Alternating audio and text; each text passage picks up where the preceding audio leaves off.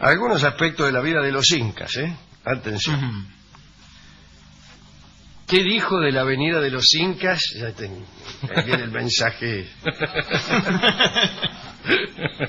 Imagínese un tango en vez de que empiece con San Juan y Boedo Antiguo, sí. Avenida de los Incas y no sé qué. Sí, es difícil arrancar, ¿no? Una avenida de los Incas. Claro, San Juan y Boedo es una esquina un poco encajosa. Avenida de los Incas es mucho peor, claro. Y cualquier cosa, imagínese Avenida de los Incas y Heredia. Avenida de los Incas y Heredia y todo el cielo.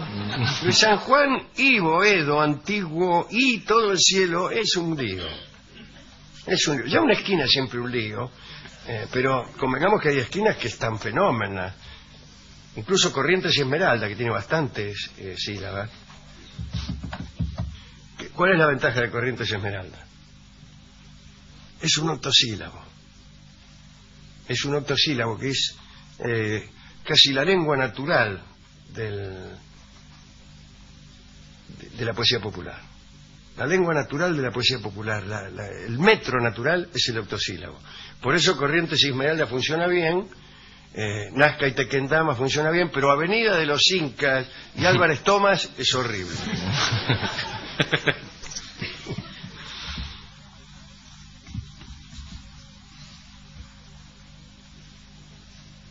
Hablaremos de la avenida de los Incas, no, de la vida de los Incas y de algunos otros indios del Perú, ¿no? Entendiendo por incas a los quechuas. En el imperio incaico, todo el trabajo de organización estaba asegurado por la nobleza, cuyo Consejo Supremo encabezaba el Inca, pero había 4 funcionarios que componían el organismo administrativo, político y judicial. Cada uno de ellos tenía una jurisdicción: norte, sur, este y oeste. ¿Cómo hacían para saber dónde terminaba la jurisdicción de uno y empezaba la de otro? Podríamos decir que no lo sabemos, pero sí lo sabemos. Una ayuda que tenían los funcionarios era la multiplicidad de dialectos. Había más de 700 dialectos, pero además de las dificultades de la comunicación entre los diferentes pueblos, era necesario para dirigir aquella economía que la demografía no se modificara a cada instante. Entonces se llevaba a cabo un censo muy preciso, que servía para distribuir las riquezas, etcétera, etcétera. Pero lo que digo es, estos dialectos favorecían el censo y favorecían la división. Era fácil saber a qué zona pertenecía cada uno por el dialecto, pero también por otras razones. Estaba prohibido a los indios de cada lugar circular por otra circunscripción que no fuera la propia, sin autorización especial, tal como fue típico de muchas dictaduras del siglo XX. Esto de impedir el dirigirse de una región a otra. Pero vigilar esta medida era fácil por los idiomas, pero también por la vestimenta. En cada región se vestían de una manera estipulada. Los huancas del norte de Cuzco llevaban un turbante negro, los de Cajamarca una vincha, los cañares una corona de madera. Los que vigilaban esto, a ver quién venía a ver cómo venías empilchado, eran los temidos Tucuilicuc, el que lo ve todo, quiere decir esto, ¿no? Cuando alguien te dice Tucuilicuc, te está diciendo el que lo ve todo. El idioma quechua es facilísimo. El que lo ve todo se dice Tucuilicuc y todo por el estilo. Y bueno, esos tipos controlaban. A ver, si vos venías con un saco del tiempo de los petiteros, te decían, ¿qué hace usted en el barrio de los de turbante negro? Era todo muy fácil. Cuando todos nos vestimos iguales, el censo es facilísimo. Bueno, entre aquellos 700 dialectos, había 3 lenguas que los españoles calificaron como generales: el quechua, el aymara y el uru. Este último ya estaba en decadencia. Los lingüistas observan que el quechua y el aymara son idiomas muy aglutinantes. Con una sola palabra pueden expresar una frase. Por ejemplo, De la raíz ali, que significa planta en aymara, derivan 82 voces y cada una puede expresarse con una sola palabra. Por ejemplo, ser una planta en bello crecimiento puede ser una palabra, ¿no? Este idioma probablemente no necesitaba diccionario. Algunos audaces filólogos han dicho que el aymara es la lengua madre, no la lengua madre de los incas, sino del género humano, aquella que se hablaba antes del episodio de la Torre de Babel. Algunos locos como Anfrau de Torrón han descubierto esto. Hay un libro que se llama Descubrimiento del Paraíso y la Lengua Primitiva, y otro señor llamado Villamil Guerrada tituló el suyo La Lengua de Adán, o sea, parece que Adán hablaba en el idioma aymara. Últimos detalles respecto a la lengua. La formación de palabras en quechua también funciona así, como el idioma analógico de John Wilkins. ¿Por qué digo que no necesita diccionario? Porque es casi matemático. Ahora va a ver, mire, con estos ejemplos se va a dar cuenta. Kai significa la abstracción y runa significa el hombre. ¿Cómo se dice humanidad? Runa Kai. Psiqui indica el hábito, iliu el alimento, glotón se dice iliu psiqui. Quiere decir que, en este sentido, el diccionario no te ayuda porque no hay manera de decirlo de otra forma. Es como si vos quisieras una definición del 4. A lo sumo es 2 más 2, pero eso no es una definición. En un idioma analítico que no tuviera sinonimia, como por ejemplo el famoso idioma de John Wilkins, bastaría leer una palabra para que eso nos dijera qué cosa es la humanidad. Esos son los idiomas analíticos. Complicada la metáfora ahí, ¿no? No hay metáfora. La metáfora es una sustitución. En un idioma analítico no hay sustitución. Hay también en quechua algunas onomatopeyas, ¿no? Por ejemplo, estornudo. ¿Cómo se dice estornudo? Achicuni. Que parece que estornudan raro los quechuas. Bebé se dice guagua. El sufrimiento se expresa con una especie de lamento como arau. En aymara ciertos pájaros tienen por nombre la imitación de su canto como cochichi. Es como hablarle a un bebé, ¿no? Sí, en el caso de un bebé. Está bien, me gusta Hay un pájaro que se llama leque leque. Con respecto a la medicina, pasemos a otra cosa. La medicina entre los incas estaba muy desarrollada, como veremos a continuación. Había una serie de procedimientos empíricos, pero también ritos mágicos, que estaban a cargo de hombres marcados por un signo irrecusable, que podía ser la ceguera, la falta de algún miembro, etc. Pero había algunos grupos entre los cuales no eran necesarias esas marcas, ya que se transmitían sus secretos de padres a hijos. El más célebre de estos pueblos fue el de los Colaguayas, al nordeste del lago Titicaca.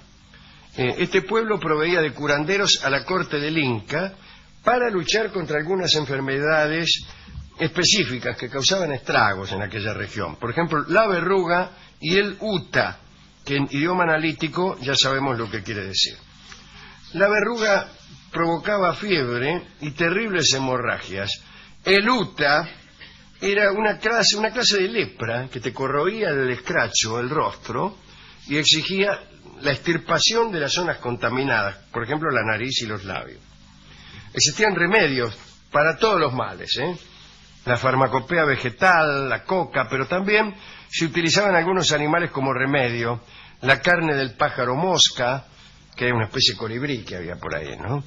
Era usada contra la epilepsia, la vicuña contra los males de la vista, el caldo de un cóndor joven contra la locura y los insectos chuki chuki, luego de hervidos, contra la verruga. Como se ve, había un remedio para cada mal. Lamentablemente no surtían efecto, pero había un vademecum de una gran extensión. El hombre mismo aportaba su contribución, sobre todo, disculpen ustedes, mediante los orines. Orine que viene el médico.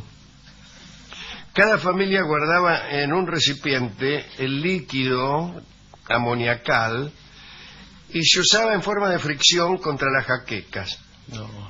¿Le duele la cabeza? No, deje, no. Ya se me pasó. Ya se me pasó. También se usaban los orines como calmantes contra los males de dientes. Recuerden a los romanos que se lavaban los dientes con orines y según parece preferían los que venían de España. Ah, mira. Por los salamines, más rico. Y también se lavaban, ya no en Roma, sino aquí, entre los quechuas, con estas aguas menores lavaban a los bebés afiebrados. Para las mordeduras, no sé de qué, probablemente de bebés afiebrados, ¿no? Se recurría a los excrementos. Y para el envenenamiento, a las cenizas de pelo. Usted quemaba pelo y se lo tomaba con un fermento de frutos, y si lo habían envenenado, eso lo curaba, o si no, lo terminaba de envenenar. Bien, las dietas, las purgas, los emplastos y las sangrías constituyen una terapéutica corriente. En el Cusco, donde si no, se recurría a las enemas, que las daban mediante un tubo lleno de líquido, por el cual Sí. soplaba el curandero. Cáquero. Desde ya había también oraciones, sacrificios y expulsión de malos espíritus. Sí, otras cosas. Sí, pero solo recurrían al hechicero cuando las medidas anteriores resultaban ineficaces. O sea, siempre. El hechicero parece que transfería el mal a una cosa inanimada, ponele una piedra. Esta operación se hacía de la manera siguiente. Atención, las amas de casa.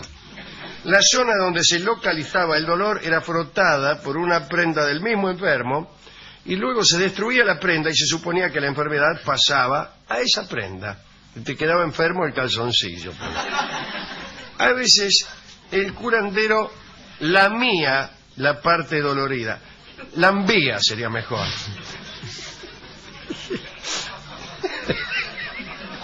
No importa cuál fuera la parte dolorida. No importa, pero es mejor lambía que lamía. Ahora soplaba y la mía. Seguro. Lambía. Sí, aunque por su condición de hechicero no caía enfermo. Pero para eso, Claro. como los médicos no se enferman, por eso te pueden lamber donde quieran. Digo, te pueden curar o tocar, para eso son médicos. Ahora, el problema se hacía muy difícil cuando se enfermaba el Inca, porque el Inca era la representación viva del pueblo. Por consiguiente, la culpabilidad que entrañaba el mal que el Inca sufría tomaba un carácter colectivo. Y para curar el mal del Inca, toda la población se sometía a ayunos, ofrendas, sacrificios y purgas. En Cusco existía un método de purificación colectiva llamado situa, y allí, trasladaban a los enfermos, a los inválidos y extranjeros fuera de la ciudad y no podían volver hasta que no terminaran las ceremonias. Entonces, los habitantes de buena salud observaban un ayuno riguroso durante 3 días y se lavaban metódicamente. Luego de esos 3 días, los cusqueños, purificados y hambrientos también, asistían a un rito para conjurar las enfermedades, en el cual 4 guerreros de la familia imperial salían corriendo, uno para el norte, otro para el sur, otro para el este y otro para el oeste. Parece que tenían los puntos cardinales en el centro mismo de su pensamiento. Al paso de estos guerreros, los habitantes sacudían sus vestidos y se frotaban vigorosamente el marote, porque de este modo sacaban los malos gérmenes y los arrojaban al camino para que los guerreros los sacaran fuera de la ciudad. A esto le llamo yo higiene. Último aspecto, la justicia. La ley del Inca era implacable por su carácter divino y así su violación constituía un sacrilegio. Pero las penas eran más suaves para los miembros de la nobleza, porque se suponía que cualquier sanción alcanzaba a este hombre en su prestigio. El insulto de los jueces era un castigo muy severo para el noble y absolutamente insignificante para un gil como uno. Las sentencias se dictaban apenas terminado el interrogatorio. A veces se recurría a la tortura para arrancar confesiones, no había apelación existían mazmorras, y muchas crónicas describían celdas llenas de animales salvajes que funcionaban como una especie de ordalía. O sea, el acusado, que se mantenía vivo más de 48 horas ahí dentro, era considerado inocente. En un manuscrito, el cronista Poma de Ayala dio una lista terrible de castigos. Para la plebe, la pena de muerte era por horca o lapidación. Delitos contra los bienes del imperio eran operados muy severamente. Quien destruía un árbol frutal o rompía un puente era condenado a muerte sin juicio previo. Y cosas curiosas del mundo. El otro día hablamos de Manco Cápac y de la fundación mítica del imperio, y ahora algunas costumbres. Desde luego, hemos elegido las más pintorescas, o las que nos parecen más pintorescas, como si las nuestras no lo fueran también, ¿no? Vamos a escuchar a Jaime Torres y Ariel Ramírez. Yo creo que es un bailecito que se llama La Cochabambina, y que para nombrarlo hay que pensar. Escucharemos entonces La Cochabambina en la versión de Jaime Torres y Ariel Ramírez.